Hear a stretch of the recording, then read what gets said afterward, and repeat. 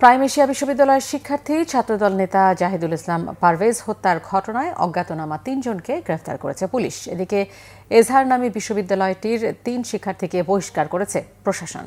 গত শনিবার দুপুরে প্রাইম এশিয়া বিশ্ববিদ্যালয় ক্যাম্পাসে বৈষম্য বিরোধী আন্দোলনের শিক্ষার্থীরা বহিরাগতদের সাথে নিয়ে হামলা চালায় একই বিশ্ববিদ্যালয়ের শিক্ষার্থী ছাত্রদল নেতা পারভেজের ওপর।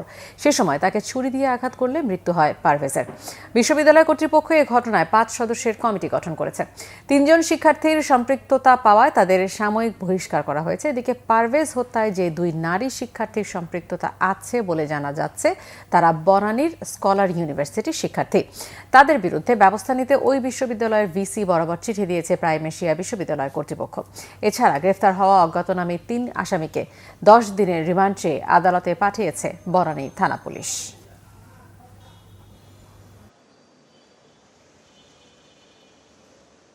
আমরা আপাতত তাদেরকে সাময়িকভাবে, যেহেতু ইউনিভার্সিটির একটা রুলস রেগুলেশন আছে, হ্যাঁ, আমাদের ওই অনুযায়ী চলতে হয়, তো সেক্ষেত্রে আমরা সাময়িকভাবে তাদেরকে বরখাস্ত করেছি অলরেডি, এবং একটা তদন্ত কমিটি আমরা করে দিয়েছি, এবং তদন্ত রিপোর্ট হলে তার এগেনস্টে আমরা পার্মানেন্ট স্টেপ নেব।